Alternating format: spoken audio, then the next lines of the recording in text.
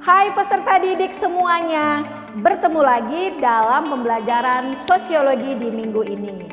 Nah, bagaimana dengan materi minggu lalu? Miss yakin kalian sudah bisa memahaminya dengan baik ya. Minggu ini kita akan lanjutkan ke materi berikutnya. Seperti biasa, siapkan buku teks kalian, buku catatan dan alat tulis. Jangan lupa untuk menonton video ini sampai habis agar kalian bisa lebih paham materi apa yang Miss Uli ajarkan dalam minggu ini. Selamat belajar! Hai siswa-siswi kelas 10 IPS semuanya. Minggu ini kita masuk ke pertemuan minggu ketiga mata pelajaran sosiologi. Setelah minggu lalu kita belajar tentang pengertian sosiologi, apa itu kebutuhan atau hasrat dari manusia. Minggu ini kita akan melanjutkan pelajaran yaitu tentang paradigma dalam sosiologi. Siapkan buku textbook kalian. Pemikiran para perintis maupun tokoh sosiologi mengenai pokok bahasan sosiologi dapat dirangkum dalam paradigma sosiologi. Sebagai suatu konsep istilah paradigma, pertama kali diperkenalkan oleh Thomas Kuhn dalam karyanya The Structure of Scientific Revolution pada tahun 1962 dan Robert Frederick pada tahun 1970. Lalu, apakah yang dimaksud dengan paradigma? Paradigma adalah suatu pandangan mendasar dari suatu disiplin ilmu tentang apa yang menjadi pokok persoalan atau subject matter yang dipelajari semestinya.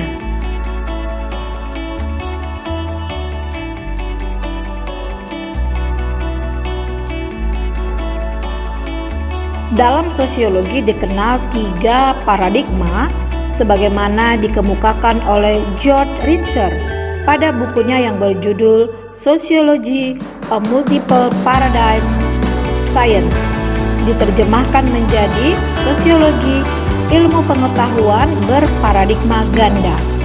Ada 3 paradigma dalam ilmu sosiologi. Apa sajakah itu? Yang pertama yaitu paradigma fakta sosial. Pokok persoalan yang harus menjadi pusat perhatian penyelidikan sosiologi menurut paradigma ini adalah fakta-fakta sosial.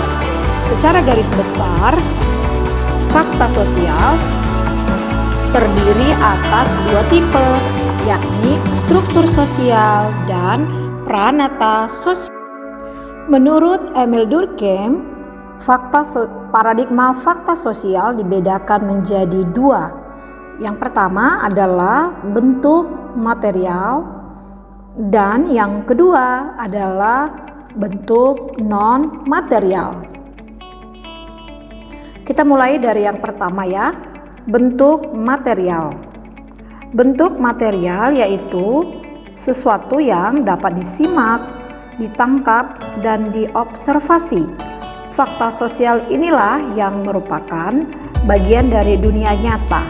Contohnya, arsitektur dan norma hukum.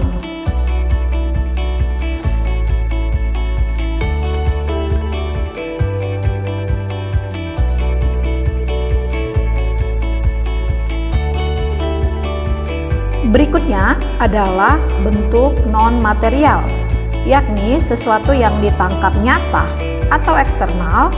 Fakta ini bersifat intersubjektif yang hanya muncul dari dalam kesadaran manusia. Sebagai contoh, egoisme, altruisme, dan opini. Metode penelitian yang digunakan dalam paradigma fakta sosial adalah kuesioner dan wawancara. Kita lanjut. Paradigma yang berikutnya yaitu paradigma definisi sosial. Paradigma ini mengacu pada apa yang ditegaskan oleh Max Weber sebagai tindakan sosial atau biasa juga disebut dengan tindakan yang bermakna. Dalam tesisnya dijelaskan bahwa tindakan sosial adalah tindakan individu yang mempunyai makna atau arti subjektif bagi dirinya dan ditujukan kepada orang lain. Paradigma definisi sosial menganggap bahwa manusia merupakan aktor yang kreatif dari realitas sosialnya.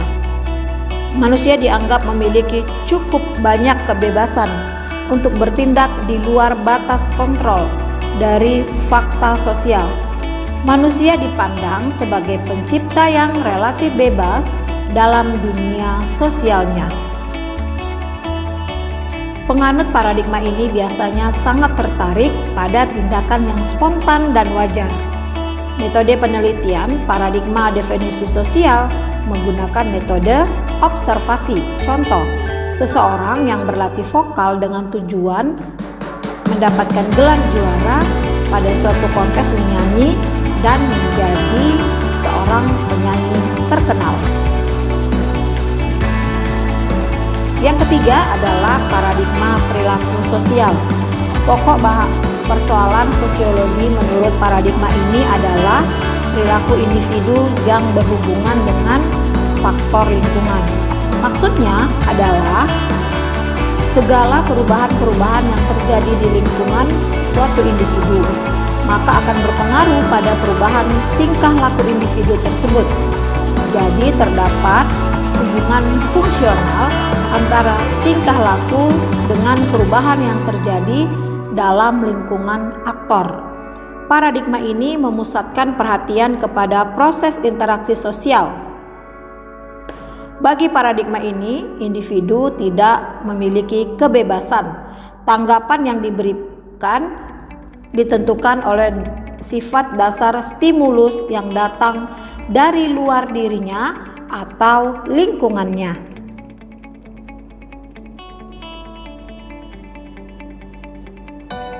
Peserta didik semuanya, demikianlah video pembelajaran sosiologi untuk minggu ini.